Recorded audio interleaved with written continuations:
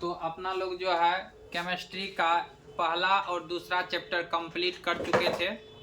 आज केमिस्ट्री का जो है तीसरा चैप्टर स्टार्ट करेंगे, धातु और अधातु, मेटल और नॉन मेटल। तीसरा चैप्टर स्टार्ट करेंगे धातु और अधातु। ठीक, तो आप लोग क्लास में शांति बनाए रखिएगा और शांति बना के समझना है। पहले पूरे पीडीएफ को क्या करना, पूरे जितना भी क्वेश्चन समझाएंगे पहले समझना है, लिखना नहीं है।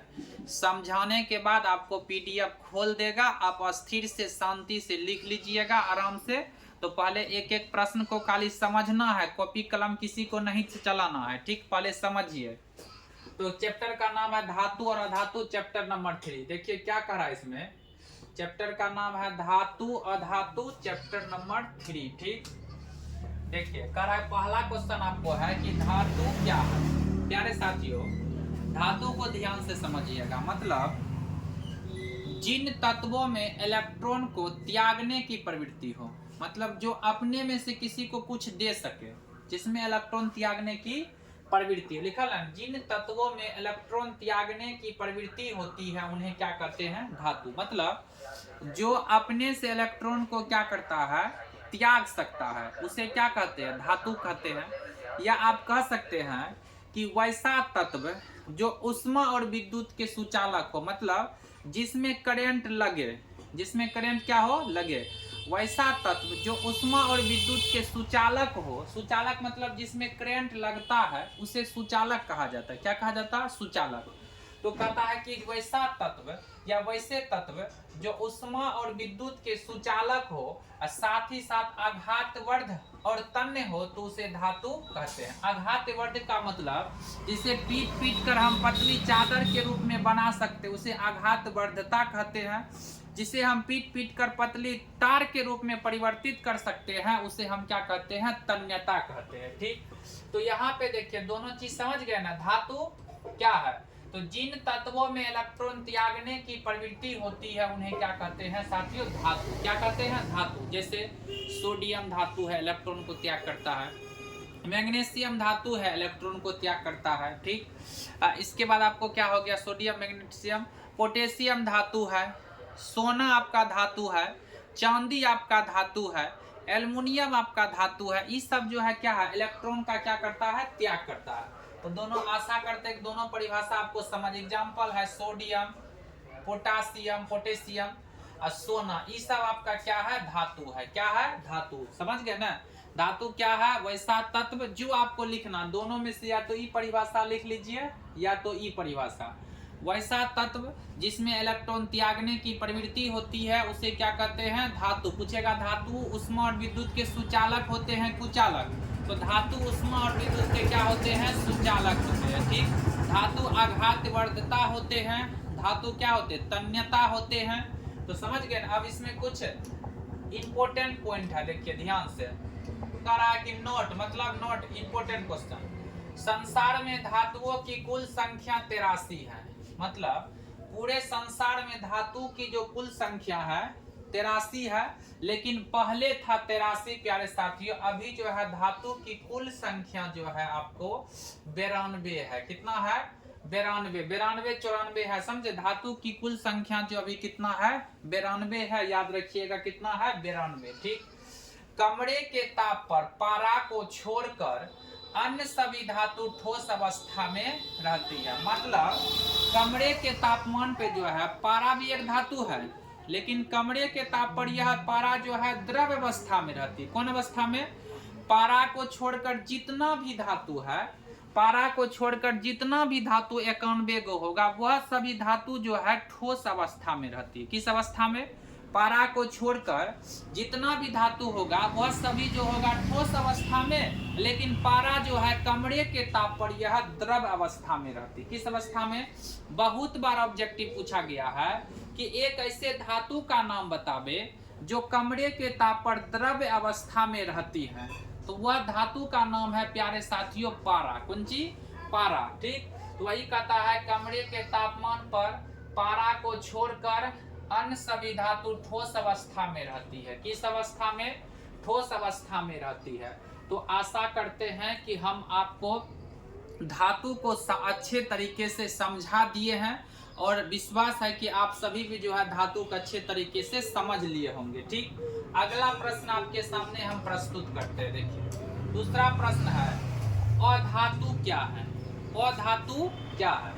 तो अधातु आप समझ रहे हैं वह धातु क्या करता था, इलेक्ट्रॉन का त्याग करता था, लेकिन अधातु जो है क्या करता है, इलेक्ट्रॉन को ग्रहण करता है। क्या करता है? ग्रहण करता। मतलब धातु इलेक्ट्रॉन का त्याग करता था और धातु इलेक्ट्रॉन को ग्रहण करता था। ठीक, तो कहता है कि जिन तत्वों में इलेक्ट्रॉन ग्रहण करने की प्रवृत्ति होती है उसे अधातु कहते हैं। क्या कहते हैं? अधातु कहते हैं। मतलब जो तत्व में इलेक्ट्रॉन को ग्रहण करने की, मतलब ग्रहण करने की क्या हो, क्षमता हो, उसे क्या कहते हैं? अधातु कहते हैं।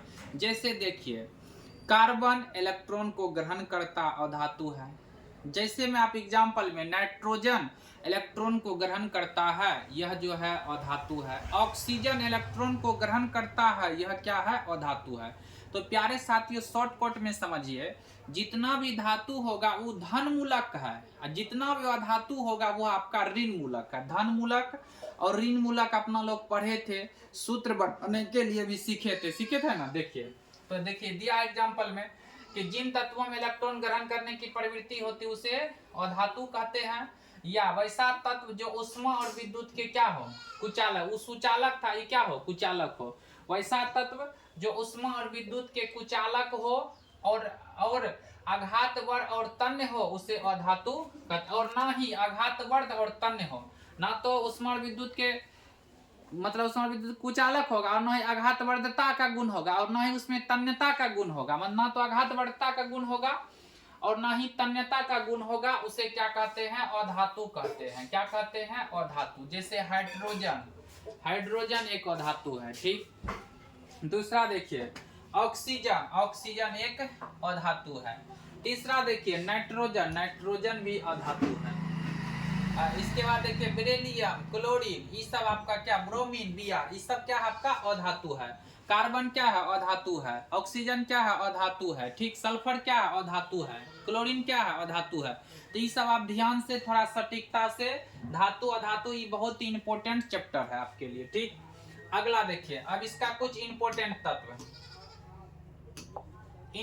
तत्व है कि संसार में अधातु की कुल संख्या कितनी है? 22। मतलब जितना भी संसार है, संसार में अधातु की संख्या, टोटल संख्या जो है, अधातु की टोटल संख्या जो है क्या है प्यारे साथियों? 22। कितना है? 22। धातु था 92, अधातु की संख्या, संसार में अधातु की संख्या कितनी है? 22। ठीक, अब कमरे के तापमान पर अधातु ठोस या गैसीय अवस्था में रहता है। मतलब लेकिन ब्रोमीन द्रव अवस्था में रहता। मतलब कमरे के ताप पर जितना भी अधातु होगा या तो ठोस या गैसीय अवस्था में रहेगा। जितना भी धातु है ठोस या गैसीय अवस्था में, लेकिन ब्रोमीन एक ऐसा अधातु है जो कमरे के ताप पर जो है द्रव अवस्था में रहती है। कौन सी? ब्रोमीन। तो ऑब्जेक्टिव में पूछा है कि एक ऐसे अधातु का नाम बतावे जो कमरे के ताप पर द्रव अवस्था में रहती है। तो वह धातु का नाम है प्यारे साथियों ब्रोमीन। क्या है? ब्रोमीन। ब्रोमीन एक धातु है जो कमरे के ताप पर द्रव अवस्था में रहती है। अन्यथा जितना भी आपको अधातु है वह ठोस या गैसीय अवस्था में रहती है। जितना अधातु है ठोस या गैसीय अवस्था में रहती है, लेकिन ब्रोमीन एक ऐसा धातु है जो कमरे के ताप पर द्रव अवस्था में रहती है। इंपॉर्टेंट क्वेश्चन है। गंधक और आयोडीन ठोस अवस्था में रहते हैं। मतलब गंधक और आयोडीन जो इसमें गैस का गुण नहीं होता है, गंधक और आयोडीन जो होता है सल्फर, गंधक का मतलब सल्फर, ये दोनों जो है ठोस अवस्था में रहते हैं। किस अवस्था में? ठोस अवस्था में। तो आशा करते हैं कि हम अधातु भी आपको अच्छे तरीके से समझा चुके होंगे। ठीक, अब देखिए अगला उपधातु। एक एक प्रश्न को ध्यान से समझिए। क्या कह रहा है? उपधातु क्या है? जिन तत्वों में धातु और अधातु दोनों का गुण मौजूद रहता है उन्हें उपधातु कहते हैं। मतलब जिन तत्व में धातु का भी गुण हो और धातु का भी गुण हो तो वह तत्व कहलाता है उपधातु। कौन चीज? उपधातु। याद हो गया होगा। जिन तत्वों में धातु और अधातु दोनों का गुण पाया जाता है उसे उपधातु कहते हैं। क्लास में आप लोग शांति बनाए रखिए और शांति बना के एक एक प्रश्न को समझिए, ठीक। हल्ला गुल्ला बातचीत करने का कोई जरूरी नहीं है, ठीक।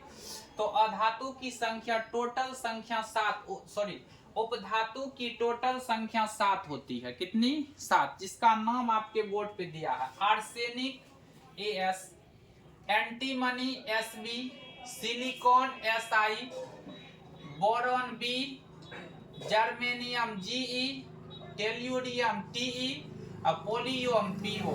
1 2 3 4 5 6 7 उपधातु की टोटल संख्या आपसे पूछेगा तो उपधातु की टोटल संख्या 7 होती है। क्या होती है? 7।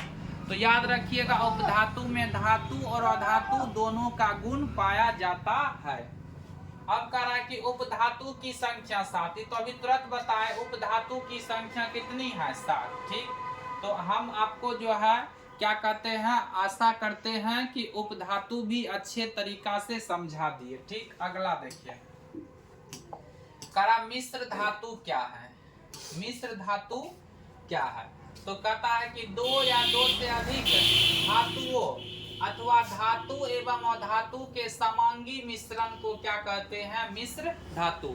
मतलब 2 या 2 से अधिक धातु होना चाहिए, 2 या 2 से अधिक धातु अथवा धातु एवं अधातु के समांगी मिश्रण को क्या कहते हैं? मिश्र धातु कहते हैं। पीतल एक मिश्र धातु है, स्टील एक मिश्र धातु, ऐसा बहुत सारा चीज है जिसमें धातु और अधातु जो मिलकर बनाता है, कारण धातु और धातु का मिश्रण हो, समांगी मिश्रण हो, समान रूप से मिश्रण हो, मतलब धातु और धातु समान रूप से मिला हुआ हो जिसमें, तो वही जो है तत्व क्या कहलाता है? तो वही तत्व कहलाता है मिश्र धातु। क्या कहलाता है? मिश्र धातु। जैसे पीतल जो है एक मिश्र धातु है, पीतल क्या है? मिश्र धातु है। जैसे स्टील क्या है? स्टील जो है एक मिश्र धातु, स्टील क्या है? एक मिश्र धातु है। तो आशा करते हैं कि मिश्र धातु भी आप समझ गए होंगे, ठीक। अब देखिए अगला, अमलगम किसे कहते हैं? अमलगम जिसमें अम्ल के रूप में होता है।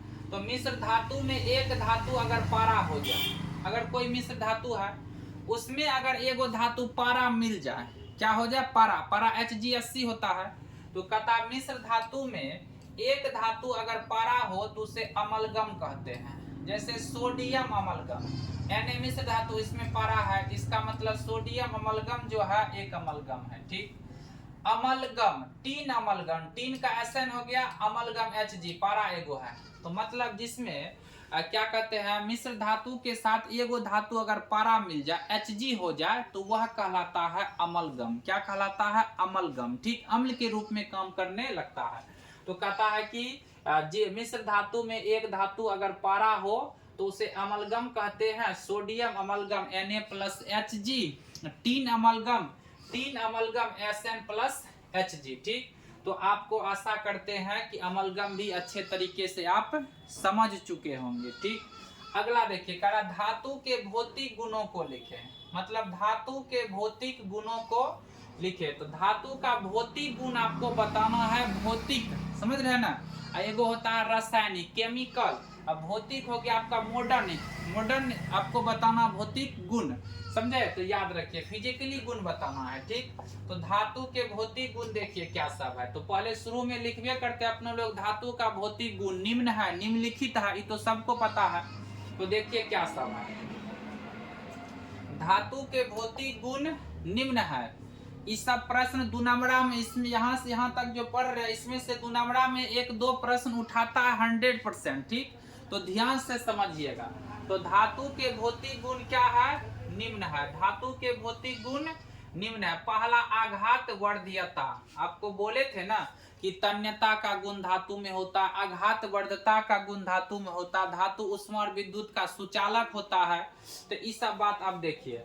कहता है धातु के भौतिक गुण निम्न है। पहला आघात वर्धता, दूसरा है तन्यता, तीसरा है ऊष्मीय चालकता या विद्युत चालकता, और चौथा है इसमें धात्वी चमक। इसके बाद देखिए पांचवा क्या है? पांचवा आपका है ध्वनिक या ध्वनिकता, छठा है आपका कठोरता, सातवां है गलनांक तथा क्वथनांक, और इसके बाद 8वां है भौतिक अवस्था। कौन अवस्था? 8वां है भौतिक अवस्था।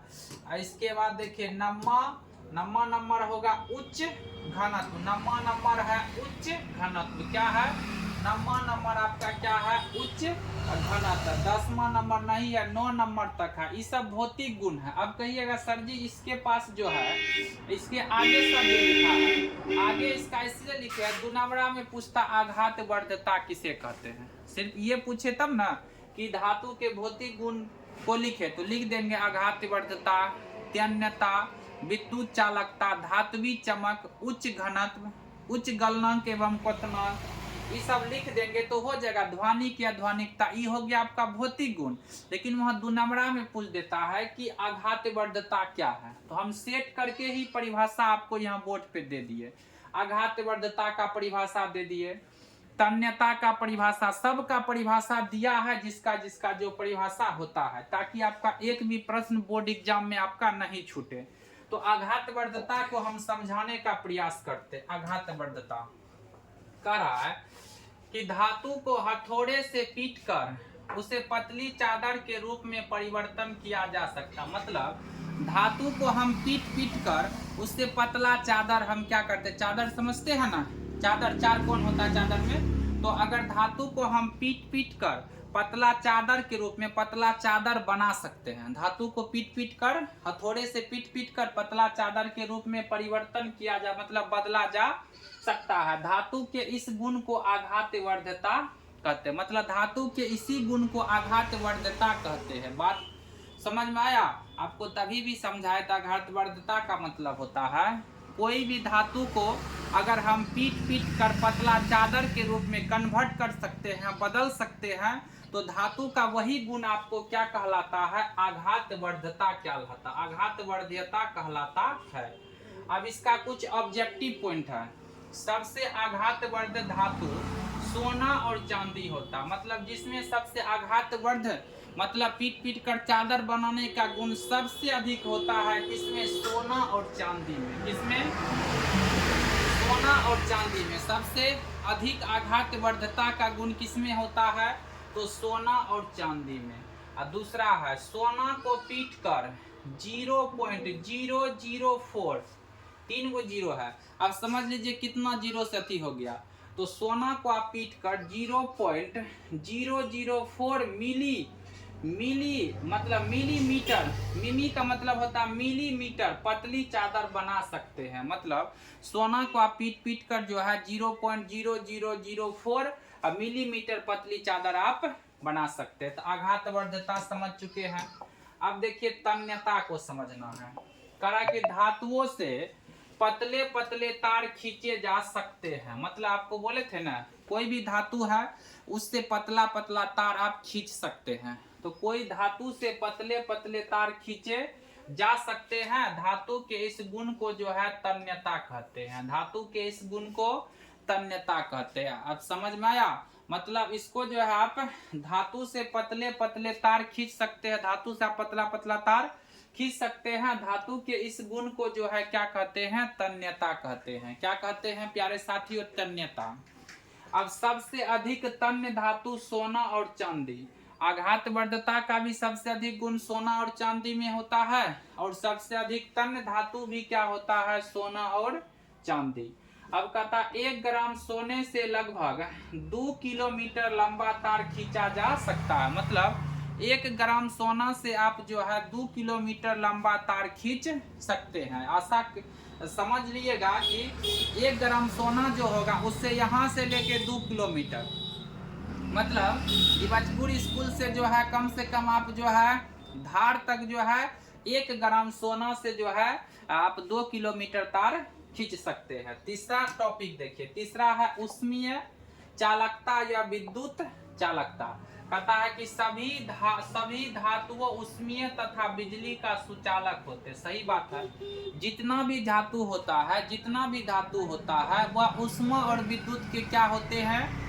सुचालक होते हैं। धातु के इस गुण को उष्मीय चालकता या विद्युत चालकता कहते हैं। मतलब धातु जो होता है वह उष्मा और विद्युत के सुचालक होता है, और धातु के इसी गुण को जो है हम क्या कह सकते हैं, उष्मीय चालकता या विद्युत चालकता कहते हैं। उष्मीय चालकता या विद्युत चालकता कहते हैं। ठीक, अब कहा चांदी उष्मा की सर्वोत्तम चालक। पूछेगा सबसे अच्छा चालक क्या है, तो प्यारे साथियों सबसे अच्छा चालक होता है चांदी। उष्मा का सबसे अच्छा चालक क्या है, चांदी, तथा सीसा सबसे कम चालक है। पूछेगा कि सबसे कम चालक क्या होता है, सीसा। मतलब उष्मा का सबसे अच्छा चालक चांदी है और उष्मा का सबसे खराब चालक जो है क्या है, सीसा है। क्या है, सीसा। ऑब्जेक्टिव पॉइंट है, पूछता है। ठीक, चौथा नंबर में देखिए क्या कह रहा, धात्विक चमक। चौथा में कह रहा है धात्विक चमक। कह रहा है कि धातु में एक विशेष प्रकार की चमक पाई जाती है। जितना भी धातु होता है उसमें एक अलग प्रकार का चमक पाया जाता है। विशेष प्रकार का मतलब एक अलग प्रकार का चमक पाई जाती है, जिसे धात्विक चमक कहते हैं। प्यारे साथियों धातु जितना भी होगा उसमें एक विशेष प्रकार का चमक पाया जाता है, और जिसे हम क्या कहते हैं, धात्विक चमक कहते हैं। ठीक, इसमें कोई ऑब्जेक्टिव पॉइंट नहीं है। पांचवा आपका है ध्वनिक या ध्वनिकता। जैसे किसी भी धातु को अगर ठोकर दीजिएगा या खटखटाइएगा तो टन टन की आवाज आती है, वॉइस निकलता है। ठीक, वही गुण कहलाएगा ध्वनिक या ध्वनिकता। इसी को भाषा में कन्वर्ट किया है कि धातुओं में ठोस वस्तु से ठोकर देने से विशेष प्रकार की ध्वनि उत्पन्न होती है। कोई भी धातु में अगर आप क्या कीजिएगा, ठोस वस्तु से ठोकर दीजिएगा, कोई भी धातु में अगर आप ठोस वस्तु से ठोकर दीजिएगा तो उसमें एक विशेष प्रकार की ध्वनि मतलब आवाज उत्पन्न होगी, और धातु के इसी गुण को ध्वनिकता या ध्वनिक कहते हैं। मतलब कोई भी धातु का अगर ठोस वस्तु से आप ठोकर दीजिएगा तो उसमें टन टन की आवाज होगी, ध्वनि उत्पन्न होगी, और वही गुण जो है क्या कहलाएगा, ध्वनिक या ध्वनिकता कहलाता है। क्या कहलाता है, ध्वनिक या ध्वनिकता। ठीक, अब देखिए छठा नंबर में कह रहा है कठोरता। सबको पता है धातु कठोर होती है, धातु में कठोर होने का गुण होता है। तो कहता है सोडियम तथा पोटेशियम धातु मुलायम होती, इन्हें चाकू से काटा जा सकता है। प्यारे साथियों कहता है लिथियम, सोडियम और पोटेशियम, तीन ठो है, लिथियम, सोडियम और पोटेशियम सबसे मुलायम धातु है। इसको आप चाकू से आसानी से काट सकते हैं, अन्यथा इसको छोड़ के जितना भी धातु होगा वह सब धातु जो है कठोर होती है। क्या होती है, कठोर। मतलब आप समझ लीजिए एक प्रकार से कि जितना धातु होगा वह सब कठोर होगा, लेकिन लिथियम, सोडियम और पोटेशियम को छोड़कर, लिथियम, सोडियम, पोटेशियम भी एक धातु है लेकिन हम इसको चाकू से काटते हैं, ये मुलायम होता है। इसको छोड़कर जितना भी धातु होगा सभी धातु जो है कठोर होता है। ठीक, सातवां नंबर में कह रहा है कि गलनांक तथा क्वथनांक। कहता है प्रायः धातु का द्रवनांक तथा क्वथनांक, मतलब गलनांक तथा क्वथनांक उच्च होता है। जितना भी धातु होता है सबका द्रव्यनांक और क्वथनांक मतलब गलने का गुण, और क्वथनांक मतलब घनत्व जो है उच्च होता है। जैसे देखिए सोडियम और पोटेशियम का द्रव्यनांक तथा क्वथनांक अपेक्षाकृत कम होता है, लेकिन सोडियम और पोटेशियम भी धातु है लेकिन इसका द्रव्यनांक और क्वथनांक अपेक्षाकृत कम होता, सबसे क्या होता है, कम होता।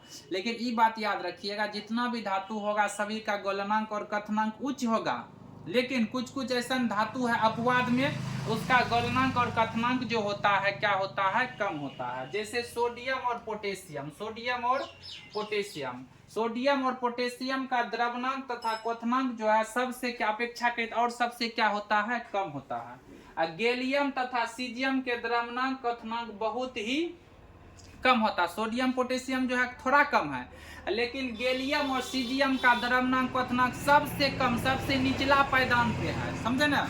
तो इसमें तीन गो बात हो गया कि धातु का गलनांक और क्वथनांक उच्च होता है लेकिन उससे थोड़ा कम सोडियम और पोटेशियम का होता है, और सबसे कम होता है गैलियम और सीजियम का द्रव्यनांक और क्वथनांक जो होता है सबसे कम होता है। ठीक, पूछेगा कि सबसे कम द्रव्यनांक और क्वथनांक किसका होता है, तो गैलियम और सीजियम का, गैलियम और सीजियम का। 8वां नंबर देखिए भौतिक अवस्था। कौन अवस्था, भौतिक अवस्था, कौन अवस्था? भौतिक अवस्था। कह रहा कि कमरे के ताप पर धातुएं सामान्यतः ठोस अवस्था में रहती है। सही बात है, कमरा के ताप पर जितना भी धातु है सभी ठोस अवस्था में रहती है, लेकिन पारा को छोड़कर, पारा जो है एक द्रव अवस्था में रहती है। तो कमरे के ताप पर धातु सामान्यतः ठोस अवस्था में रहती है। इसके बाद देखिए ठोस अवस्था में रहती है, लेकिन नोट लिखा हो इंपॉर्टेंट, पारा कमरे के ताप पर द्रव अवस्था में रहती है। जितना भी धातु है सब ठोसे में रहेगा, लेकिन पारा को छोड़कर, पारा जो है धातुएं है उसको रहना चाहिए ठोस अवस्था में, लेकिन वह जो है किस अवस्था में है? द्रव अवस्था में। नंबर है उच्च घनत्व, उसका जो घनत्व बराबर होता है द्रव्यमान बटे आयतन। घनत्व बराबर परिभाषा फिजिक्स में या सूत्र पढ़े होंगे, घनत्व बराबर द्रव्यमान बटे आयतन। द्रव्यमान और आयतन होता है, कोई वस्तु है उसका कुछ द्रव्यमान होगा, कुछ वजन होगा और कुछ स्थान आयतन घेरता होगा। समझे? अब कह रहा है कि प्राय धातुओं के घनत्व उच्च होते हैं और ये जल में भारी होते हैं। मतलब जितना भी धातु होता है वह क्या होता है? घनत्व उसका उच्च होता है, लेकिन उसको अगर पानी मिलाएगा, पानी में, जल में भारी होता है। मतलब वह धातु को पानी में जो होता है वह भारी लगने लगता है। जब धातु को पानी में डालिएगा तो वह भारी लगने लगता है। जैसे सोडियम तथा पोटेशियम का घनत्व 1 से कम होता है और यह पानी में तैरने लगता है।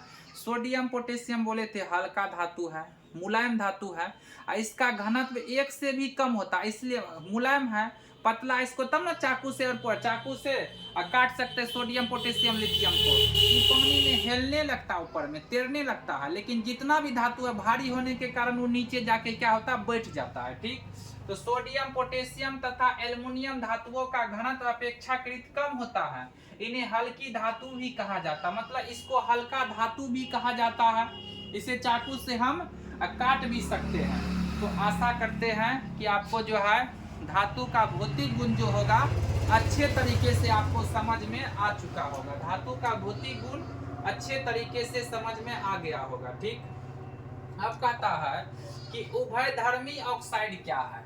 उभयधर्मी ऑक्साइड क्या है? तो कुछ धातुओं की ऑक्साइड की प्रकृति अम्लीय एवं क्षारीय दोनों होती है। मतलब कुछ ऐसा धातु है जिसकी प्रकृति जो है अम्लीय और क्षारीय दोनों होता है। अम्ल के टाइप में होता है और क्षार के टाइप में भी होता है।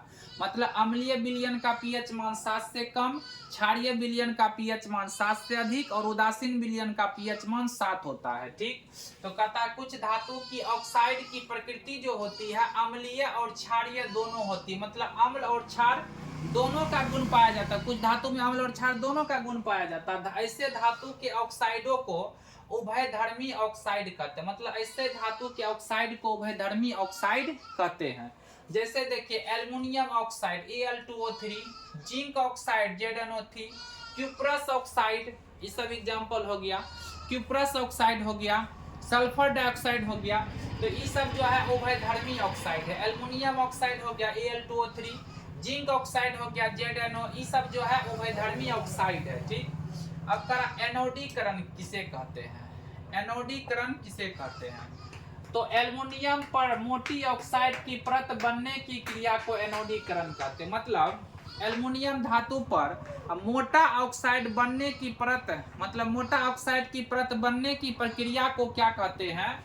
एनोडीकरण कहते हैं। क्या कहते हैं प्यारे साथियों? एनोडीकरण कहते हैं। ठीक, मतलब एल्युमिनियम पर अगर मोटा ऑक्साइड का परत चढ़ जाएगा तो वही प्रक्रिया कहलाएगा एनोडीकरण। ठीक, अगला देखिए अम्लराज या एक्वारेजिया।